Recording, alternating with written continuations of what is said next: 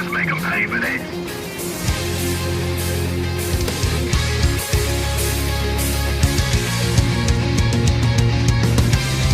Round 1. Fight!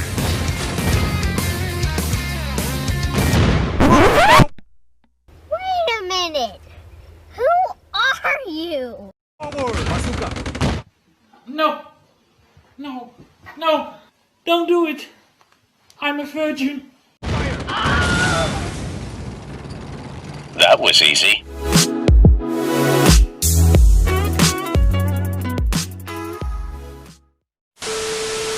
Welcome back, Commanders, to today's unit review.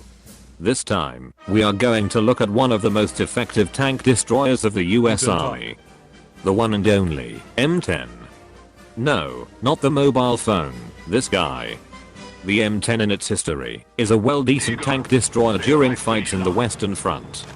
The Americans are pretty desperate of having a tank destroyer which could counter easily German medium tanks during 1941, and so they have made designs for it, and is approved by the military command. The M10 is basically a M4 at a Schumann chassis welded into this mess and a 3-inch gun M1918 mounted on a rotating turret, which will turn into what you can see on your screen. Oh my god! Wow! And now, let's get on with the review, shall we? First things first. We must look into its primary armament. As I have mentioned earlier, it has equipped the 76.2mm M7 anti-tank gun.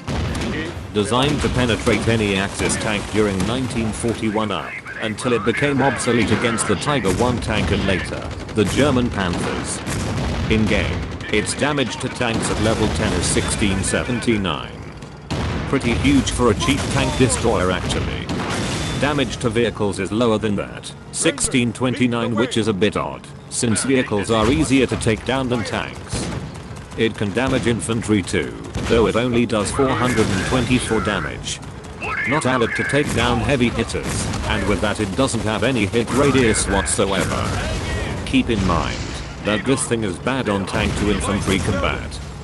Damage to buildings though is decent, 729 damage is comparable to anti-tank weapons infantry had when damaging buildings like the Panzer IV or the M1 bazooka. Reload speed is decent, 3 seconds. Faster than any German tank without the bonus passive effects, which makes it an advantage. Range is only 12, though it lags behind some of the German tanks like the Panther and Tiger I. And with that finished, let us now proceed to its hit points. At level 10, it has a total hit points of 2825. Which to me is pretty fair, as in real life, its armor is thinner than the Schumann's.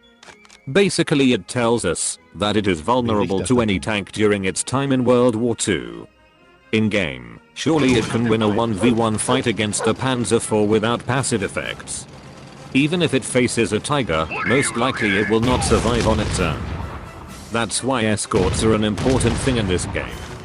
Speed is definitely faster than most allied tanks in the game, except for the Chaffee, which has the same speed as it is currently.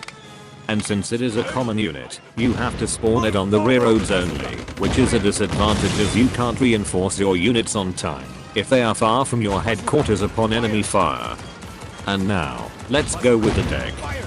Armored Ops is the way to go, as its passive effects are plus 20% damage for tanks, and tank tracks cannot be damaged nor destroyed, which is good if your enemy deploys mines constantly.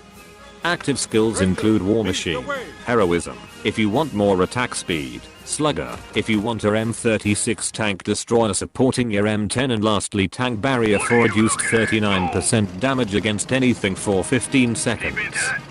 You commander chose upon these skills, if which best suits your deck in battle. Advice: do not use the M10 against infantry.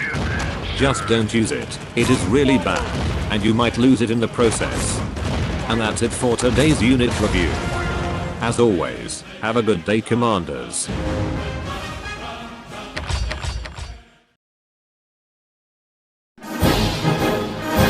Like, comment, and subscribe to the video.